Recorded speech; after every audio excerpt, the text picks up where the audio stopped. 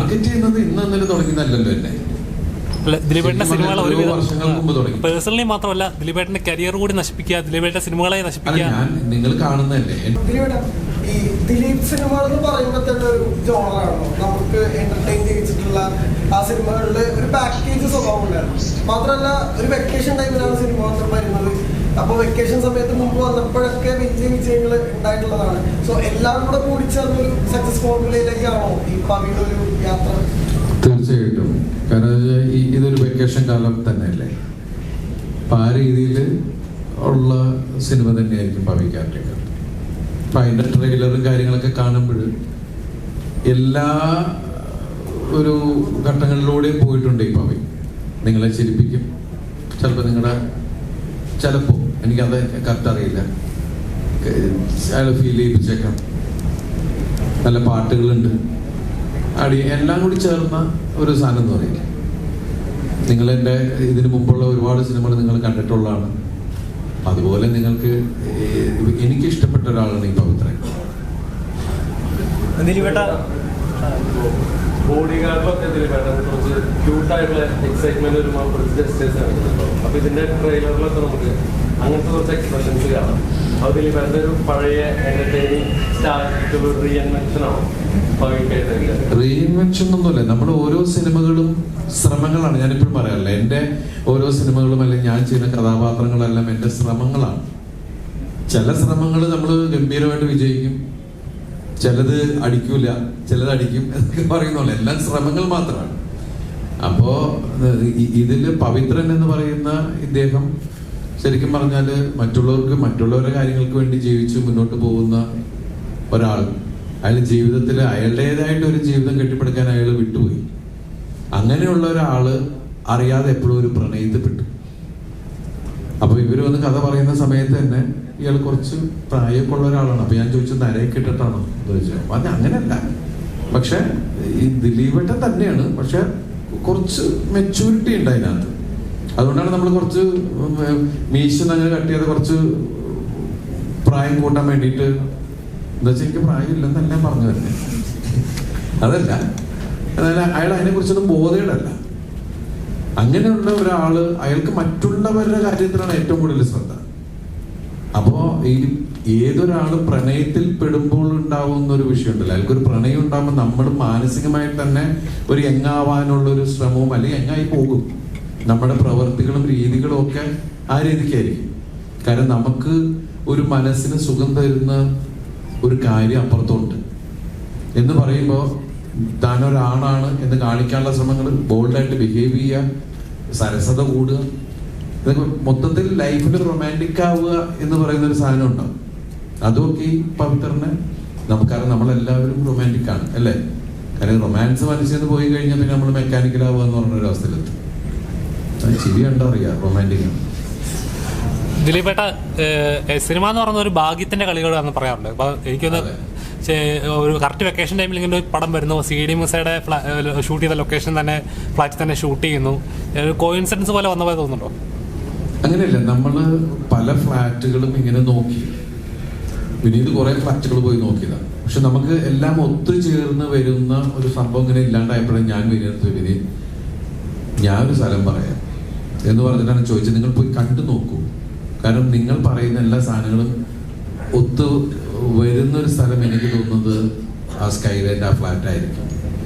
CD മൂസയിൽ നമ്മൾ ചെയ്തതാണ്. അത് നിങ്ങൾ വേറെ രീതിയിൽ എങ്ങനെ കാണിക്കുന്നു അതാണ് നോക്കുന്നത്. അതിന്റെ വിനീത് വച്ചിരിക്കുന്ന അതിന്റെ വേറെ ആംഗിളുകളൊക്കെയാണ്. സെയിം ഫ്ലാറ്റ് ആണെങ്കിലും അത് നമ്മൾ വേറൊരു ഫ്ലാറ്റിലെടുത്ത ഫീലുള്ള സംഭവങ്ങൾ തന്നെയാണ് നമുക്ക് വരിക.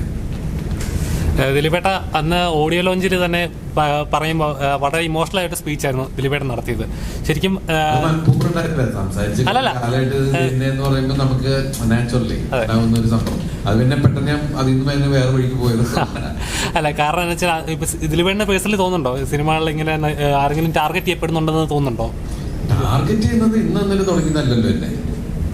ദിലീപേട്ടന്റെ സിനിമകൾ വർഷങ്ങൾക്ക് മുമ്പ് തുടങ്ങി. പേഴ്സണലി മാത്രമല്ല, ദിലീപേട്ടന്റെ കരിയർ കൂടി നശിപ്പിക്കുക, ദിലീപേട്ടന്റെ സിനിമകളെ നശിപ്പിക്കുക. ഞാൻ നിങ്ങൾ കാണുന്നതല്ലേ, എന്റെ ഓരോ സിനിമ വരുന്നതിന് മുമ്പ് ഓരോ ഐറ്റങ്ങൾ ഉണ്ടായിക്കൊണ്ടേയിരിക്കും. ഇത് നിങ്ങൾ ഇന്ന് ഒന്നല്ല എല്ലാവരും കാണുന്നത്. ഇതിപ്പോ കുറെ വർഷങ്ങൾക്ക് മുമ്പേ തുടങ്ങിയിട്ടുള്ളതാണ്. അതൊന്നും ഏക്കാതെ ആയപ്പോ വേറെ രീതിയിലൊക്കെ ആയി. അപ്പൊ നമുക്ക് എന്ത് ചെയ്യാൻ പറ്റും?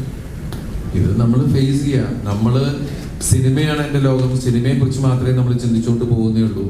അപ്പൊ ഇതിന്റെ ബാക്ക്ഗ്രൗണ്ടിൽ നടക്കുന്ന കളികൾ നമ്മൾ ശ്രദ്ധിച്ചില്ല എന്നുള്ളതാണ്. അപ്പൊ നമുക്ക് എന്ത് ചെയ്യാൻ പറ്റും?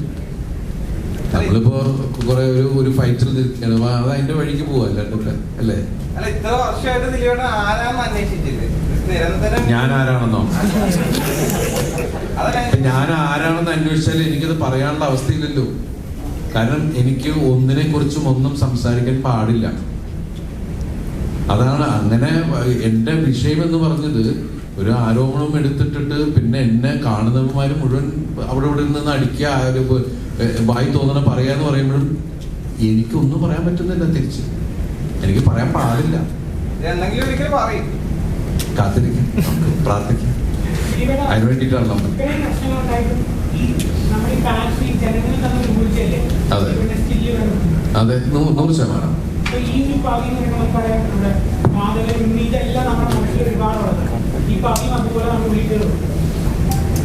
അത് കയറുന്നാണ് എന്റെ വിശ്വാസം. കാരണം പവിയെ നിങ്ങൾക്ക് നേരിട്ട് അറിയാം. നിങ്ങളുടെ മുമ്പിലുള്ള ഒരാൾ തന്നെയായിരിക്കും പവി. ഈ കെയർ ടേക്കർ എന്ന് പറഞ്ഞാൽ ഏതൊരു ഫ്ലാറ്റിൽ നമ്മൾ മിക്ക ആൾക്കാരും ഫ്ലാറ്റിൽ താമസിക്കുന്നവരാണ്, താമസിച്ചിട്ടുള്ളവരാണ്. ഫ്ലാറ്റിനെ കുറിച്ച് ആ കൾച്ചറിനെ കുറിച്ച് നന്നായി അറിയുന്നവരാണ്. അവിടെ എല്ലാം ഒരു കെയർ ടേക്കർ ഉണ്ടാവും. ഈ പവിത്രൻ എന്ന് പറയുന്ന കെയർ ടേക്കറുടെ ഒരു ചിന്ത എന്ന് പറഞ്ഞാൽ ഇത് മൊത്തം ഓടുന്നത് ഇയാളുടെ തലയെക്കുടിയാന്നുള്ളതാണ്. എല്ലാവരുടെയും ഗാർഡിയനാണ് പുള്ളി എന്നുള്ളതാണ്. എല്ലാവരുടെ കാര്യത്തിൽ പോയി ഇടപെടുക എന്നുള്ളതാണ്. അതിൽ നിന്നുണ്ടാകുന്ന തമാശകളും കാര്യങ്ങളും കൂടി സരസത കൂടി ആണ് ഈ സിനിമ പറയുന്നത്. ഈ അടുത്ത കാലത്ത് ദിലീപേട്ട റിലീസ് നോക്കി കഴിഞ്ഞാൽ അറിയാം, ചില സിനിമകൾ വേണ്ടത്ര ദിലീപേട്ട പ്രതീക്ഷിച്ച അത്ര വർക്കൗട്ട് ആവാത്ത സിനിമകളുണ്ട്, എന്നാൽ ആയ സിനിമകളുണ്ട്. ദിലീപ് എന്ന നടനിൽ ഒരു സിനിമ ഇറങ്ങി കഴിഞ്ഞ് കഴിയുമ്പോൾ അതിന്റെ വിജയവും പരാജയവും ദിലീപ് ഹാൻഡിൽ ചെയ്യുന്നത് എത്ര ദിവസത്തെ ആയിരുന്നു? വിജയത്തിനും പരാജയത്തിനും വ്യക്തി ജീവിതത്തിലും നടനെന്ന രീതിയിൽ. ഇല്ല, ഞാൻ പറഞ്ഞല്ലോ, വിജയങ്ങളും പരാജയങ്ങളും ഒക്കെ നമുക്ക് സംഭവിക്കുന്നതാണ്. നമ്മളെല്ലാം നന്നാവട്ടെ എന്ന് പറഞ്ഞ് തന്നെയാണ് നമ്മൾ ശ്രമിച്ചുകൊണ്ടേയിരിക്കുന്നത്. എനിക്ക് ഒരുപാട് കിറ്റുകൾ കിട്ടിയിട്ട് നിങ്ങൾക്ക് എല്ലാവർക്കും അതുപോലെ ഇടയ്ക്ക് പരാജയങ്ങളും കിട്ടിയിട്ടുള്ള ആളാണ്. അപ്പോ കഴിഞ്ഞ കുറെ കിറ്റുകൾ കിട്ടി എന്ന് പറഞ്ഞാൽ ഇനി എല്ലാം അങ്ങനെയൊന്നും പറയാൻ പറ്റില്ല. എന്നാൽ കഴിഞ്ഞ കുറെ പരാജയങ്ങൾ ഉണ്ടായോ അല്ലെങ്കിൽ 1-2 സിനിമ മോശമായി എന്ന് പറഞ്ഞാൽ അടുത്ത് അങ്ങനെയൊന്നും പറയാൻ പറ്റില്ല. ഓരോ സിനിമയ്ക്കും അതിൻ്റെതായ ഒരു ജാതകമുണ്ട്. നിങ്ങൾ ഇഷ്ടപ്പെട്ട് നിങ്ങൾ നിലനിർത്തിയ ഒരു ആക്ടറാണ് ഞാൻ. കാരണം ഞാൻ കൊച്ചു വേഷങ്ങൾ ചെയ്തു വന്ന ഒരാളാണ്. അപ്പൊ ശരിക്കും പറഞ്ഞാൽ എന്റെ പ്രിയപ്പെട്ട പ്രേക്ഷകരും മീഡിയയും എല്ലാവരും തന്ന സപ്പോർട്ടിൽ തന്നെയാണ് ഞാൻ ശരിക്കും പറഞ്ഞാൽ ഇപ്പൊ ഈ നിൽക്കുന്ന സ്ഥലത്ത് വരെ എത്തിയിരിക്കുന്നത്. അത് എന്റെ സിനിമകൾ എല്ലാം ഒരേ ടൈപ്പ് സിനിമകളല്ല, പല ടൈപ്പ് സിനിമകൾ, പല ടൈപ്പ് കഥാപാത്രങ്ങളാണ്. അതിൽ ചിലത് വർക്കൗട്ട് ആവും, ചിലത് വർക്കൗട്ട് ആവില്ല.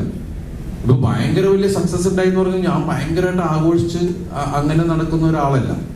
പരാജയവും വിജയവും ഇതിന്റെ ഒക്കെ ഭാഗമായി പോകുന്നു. പിന്നെ ഒരു പടം വർക്കൗട്ട് ആയില്ലെങ്കിൽ നമുക്ക് സങ്കടം എന്ന് വെച്ചാൽ പാവം അതിന്റെ പ്രൊഡ്യൂസർ എത്രയും നമുക്ക് ചിലപ്പോൾ അടുത്ത സിനിമയിൽ അത് കവർ ചെയ്യാൻ പറ്റും. പക്ഷെ ഒരു പ്രൊഡക്റ്റ് വരുമ്പോൾ ആ പ്രൊഡക്റ്റ് ഫെയിലിയർ ആയി കഴിഞ്ഞിട്ടുണ്ടെങ്കിൽ അതിന്റെ നഷ്ടം പ്രൊഡ്യൂസേഴ്സിന്. പിന്നെ നമുക്ക് എപ്പോഴെങ്കിലും അടുത്ത സിനിമ ചെയ്ത് കൊടുക്കുക എന്നുള്ളത് മാത്രമേ നമുക്ക് ചെയ്യാൻ പറ്റുള്ളൂ. നമ്മളെല്ലാവരും ഏത് സിനിമ ചെയ്യുന്ന ഒരാളും ഈ സിനിമ നന്നാവണം എന്നുള്ള പ്രാർത്ഥനയോടുകൂടി ഞാൻ ചെയ്യുന്നത്. അപ്പോൾ നമുക്ക് ഇതിന്റെ ഫെയ്റ്റും നമുക്ക് അറിഞ്ഞൂടാം. ദിലീപേട്ട, മറ്റൊരു നല്ല കാര്യം എന്ന് വെച്ചാൽ ഫിയോക്കിന്റെ ഡിസ്ട്രിബ്യൂട്ട് ചെയ്യുന്ന ആദ്യത്തെ പടമാണ് ദിലീപ്. അവർ തന്നെ പറഞ്ഞു ദിലീപേൻ്റെ അടുത്ത് അവർ ദിലീപേട്ടൻ ചെയ്യാം എന്ന് പറഞ്ഞു. അപ്പോൾ തിയേറ്റർ ഓണേഴ്സ് ഡിസ്ട്രിബ്യൂട്ട് ചെയ്യുമ്പോഴേക്കും, കാരണം ഈ കഴിഞ്ഞ ഇടയിൽ കുറേ പ്രശ്നങ്ങളുണ്ടായിരുന്നു. തിയേറ്റേഴ്സ് സിനിമ റിലീസ് ചെയ്യുന്നത് തിയേറ്ററിൽ അങ്ങനെ കുറേ പ്രശ്നങ്ങളുണ്ടായിരുന്നു. ഇനി ഒരു പ്രശ്നങ്ങൾ വന്നാലും ഞങ്ങൾക്ക് ഇനി ഡിസ്ട്രിബ്യൂട്ട് ചെയ്യാൻ ഞങ്ങൾക്ക് ഞങ്ങളുടേതായിട്ടൊരു ബ്രാൻഡ് ഉണ്ട്, ഞങ്ങളുടേതായിട്ട് കമ്പനി ഉണ്ട് എന്നൊരു സ്റ്റാൻഡിന് വേണ്ടിയാണ് ഇങ്ങനെ ഒരു. അല്ലല്ല, കാരണം 10-21 വർഷമായിട്ട് ഞാൻ ഡിസ്ട്രിബ്യൂട്ടർ അസോസിയേഷനിലെ ഒരു മെമ്പർ കൂടിയാണ്. അത് മാത്രമല്ല, ഞാനിവിടെ 21 വർഷമായിട്ട് സിനിമകൾ ഡിസ്ട്രിബ്യൂട്ട് ചെയ്യുന്ന ഒരാളും കൂടിയാണ്. അപ്പോൾ ഈ ഫിയോക്ക് എന്ന് പറഞ്ഞ സംഘടന, അതിന് ഇരിക്കാനുള്ളൊരു സ്ഥലം, അതുപോലെ തന്നെ അതിലെ അംഗങ്ങളുടെ വെൽഫെയറിന് വേണ്ടിയിട്ടുള്ള കുറച്ച് കാഴ്ചപ്പാടുകളുടെ അടിസ്ഥാനത്തിലാണ് ഒരു നന്മയുടെ തുടക്കം എന്നുള്ള രീതിയിൽ മാത്രമാണ്. അതല്ലാതെ ഇപ്പം നിങ്ങൾ കണ്ടല്ലേ, അന്നത്തെ ഫിയോക്കിന്റെ ലോഞ്ചിന് പ്രൊഡ്യൂസർ അസോസിയേഷനും ഡിസ്ട്രിബ്യൂട്ടർ അസോസിയേഷനും ചേംബറും എല്ലാവരും കൂടി വന്നിട്ട് തന്നെയാണ് എല്ലാവരും ആശംസകളും എല്ലാം വന്നിട്ടാണ്. അതിന്റെ സത്യസന്ധമായിട്ടുള്ള കാര്യം. അല്ലാണ്ട് ഇത് വേറൊന്നിനെ പൊളിക്കാൻ വേണ്ടിയിട്ട് നിൽക്കുന്ന ഒരു കാര്യമേ അല്ല. അങ്ങനെ ചിന്തിക്കുകയും ചെയ്യരുത് ദയവ് ചെയ്ത്. മനസ്സിലായില്ലേ? അത് ഞാൻ ശരിക്കും ഫിയോക്കിന്റെ ചെയർമാൻ ആയതുകൊണ്ട് അങ്ങനെ ഒരു ചിന്ത വന്നപ്പോൾ എൻ്റെ കയ്യിലിരിക്കുന്ന പടം അപ്പോൾ ഓക്കെ നിങ്ങൾ ചെയ്തോളൂ എന്ന് പറഞ്ഞ് ഞാൻ എന്താ സപ്പോർട്ട് ചെയ്യണ്ടേ എന്നുള്ള രീതിയിൽ ഞാൻ അതിന് നിന്നത്. അത് ഇല്ലെങ്കിൽ എന്താന്ന് വെച്ചിട്ടുണ്ടെങ്കിൽ ഫിയോക്ക് വേറെ ആൾക്കാരോട് സിനിമകൾ ഡിസ്ട്രിബ്യൂഷൻ ചോദിക്കുമ്പോൾ അവർ ചോദിക്കും അല്ല ചെയർമാൻ നിങ്ങൾക്ക് പണം തരൂലേ, നിങ്ങൾക്ക് ചെയർമാന് നിങ്ങളുടെ വിശ്വാസമില്ലേ എന്ന് ചോദിക്കുന്ന ഒരു വലിയ ചോദ്യം ഉണ്ട് അവരോട്. അതുകൊണ്ട് തന്നെയാണ് ഞാൻ റെഡി.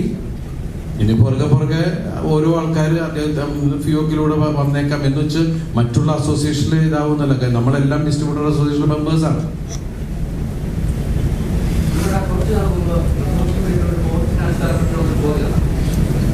ദിലീപേട്ടന്റെ ഒരു ഫ്ലെക്സിബിലിറ്റി ഉള്ള ആ ഒരു കോമഡി ആർട്ടിലേക്ക് എവിടെയും മിസ്സായി ഒരു ഏറ്റുകളിലാണ് ഇപ്പോൾ അഭിനയിച്ചത് എന്നുള്ള ഒരാളുടെ പോസ്റ്റാണ്. അതിന് കാരണം താങ്കളുടെ റിയലിലുള്ള ഇൻസിഡന്റ് ആണ്. അതിൽ താങ്കൾ റിലീസ് വന്നിട്ടില്ലേ, സിനിമ അഭിനയിച്ചത് ബാധിക്കുന്നുണ്ടോ എന്ന തരത്തിലുള്ള ഒരാളുടെ പോസ്റ്റുകളായിരുന്നു.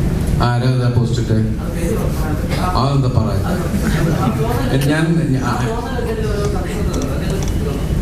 എനിക്കങ്ങനെ തോന്നിയിട്ടില്ല. എന്റെ കഥാപാത്രം അങ്ങനെ ഫ്ലെക്സിബിൾ ആയിട്ട് ഇപ്പൊ വളരെ സീരിയസ് ആയിട്ട് ബിഹേവ് ചെയ്യേണ്ട ഒരു സ്ഥലത്ത് ഞാൻ വെറുതെ കിടന്ന് ഇങ്ങനെയൊക്കെ കാണിച്ചിട്ട് കാര്യമില്ലല്ലോ. ആ കഥാപാത്രം എന്താ ആവശ്യപ്പെടുന്നു എന്നുള്ളതിന് ഞാൻ ബിഹേവ് ചെയ്താൽ പോലെ.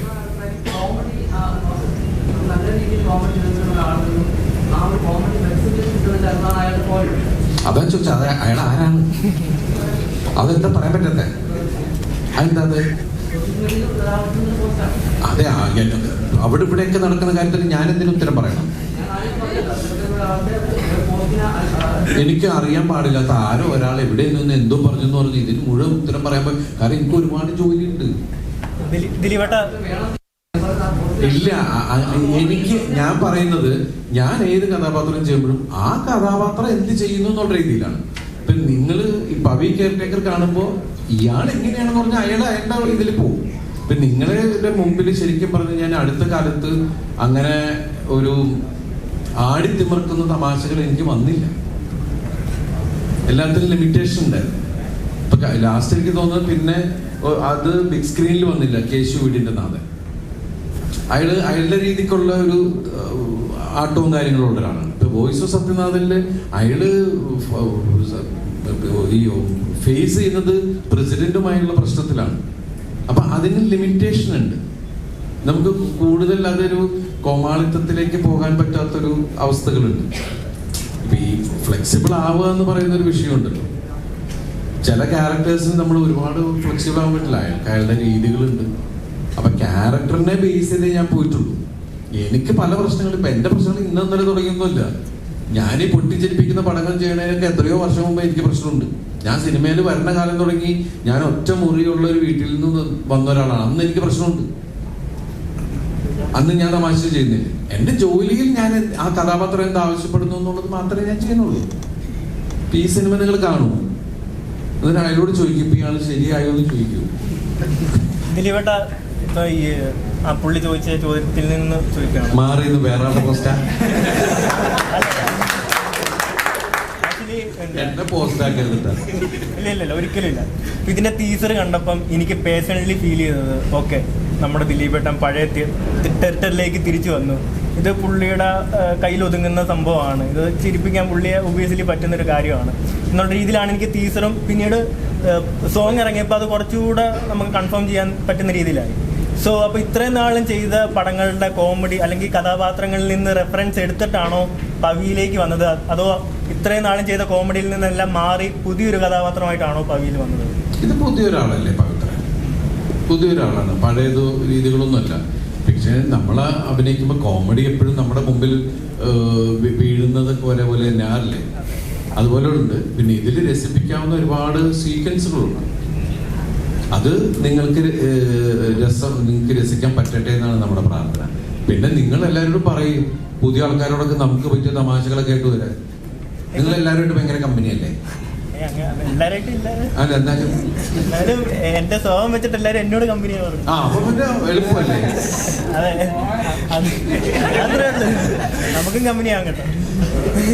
ദിലീപേട്ടൻ അങ്ങനെ സംസാരിക്കാറുണ്ടോ? ഇപ്പൊ ബേസിൽ ജോസഫ് അങ്ങനെ തുടങ്ങി ഈ കാലഘട്ടത്തില് എന്താണ് കോമഡി വർക്ക്ഔട്ട് ചെയ്യുന്ന കുറെ ഡയറക്ടേഴ്സ് ഉണ്ടല്ലോ. ഞാൻ എല്ലാവരോടും സംസാരിക്കാറുണ്ട്. അല്ല സംസാരിക്കുന്നില്ല, എല്ലാവരും അഭിനയത്തിലേക്ക് ഇറങ്ങി പോയി. എന്ത് ചെയ്യാൻ പറ്റും?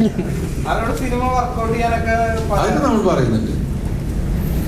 ദിലീപേട്ട ഇപ്പം പഴയ ദിലീപേട്ട ചിത്രങ്ങൾ, കോമഡി ചിത്രങ്ങൾ എടുത്ത് നോക്കിക്കഴിഞ്ഞാൽ അതിലെല്ലാം ഇമ്പോർട്ടൻ്റ് ആയിട്ട് മറ്റ് കഥാപാത്രങ്ങൾ, കോമഡി കഥാപാത്രങ്ങൾ തന്നെ ചെയ്യുന്ന മറ്റ് ആർട്ടിസ്റ്റുകളുണ്ട്. ഇപ്പം കൊച്ചിൻ ഹൈഫ് അല്ലെങ്കിൽ ജഗതി ചേട്ടനാണെങ്കിലും ഇപ്പം അങ്ങനെ സലീമേട്ട, അങ്ങനെ ഒരുപാട് ആളുകളുണ്ട്. ഇപ്പം നിലവിൽ നോക്കിക്കഴിഞ്ഞാൽ അത്തരത്തിലുള്ള കഥാപാത്രങ്ങൾ അല്ലെങ്കിൽ ആ ഒരു സ്പേസ് എംപ്റ്റി ആണെന്ന് ഫീൽ ചെയ്യുന്നുണ്ട്. അപ്പം അത്തരത്തിലുള്ള അന്ന് ചെയ്ത പോലത്തെ സിനിമകൾ ചെയ്യുമ്പോൾ ശരിക്കും പറഞ്ഞാൽ അന്ന് നമുക്ക് ഒരുപാട് ലെജൻസ് നമ്മൾ വിട്ടു പോയി കഴിഞ്ഞു.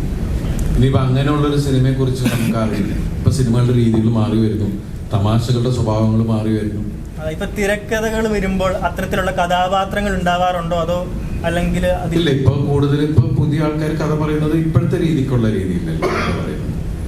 പണ്ട് നമ്മൾ ശരിക്കും പറഞ്ഞ ഒരു കഥ പറയുന്നത്, നമ്മുടെ അടുത്തൊരു റൈറ്റർ വന്ന് കഥ പറയുന്നത്, ഒരു കഥാകൃത്ത് കഥ പറയുന്നത് കൂടുതലും നമുക്ക് പെട്ടെന്ന് കാര്യങ്ങൾ മനസ്സിലാൻ വേണ്ടിയിട്ട് ആർട്ടിസ്റ്റിനെ വെച്ചിട്ടാണ്. അപ്പൊ നമുക്ക് പെട്ടെന്ന് സിനിമ കാണാൻ പറ്റുകയാണ്. ഇന്ന് അങ്ങനെ എടുത്തു വന്ന് പറയാൻ പറ്റുന്ന വളരെ അപൂർവ ആർട്ടിസ്റ്റുകളേ ഉള്ളൂ അങ്ങനെ പറയുന്നത്. ആർട്ടിസ്റ്റുകളെ വെച്ചിട്ട് കഥ പറയും.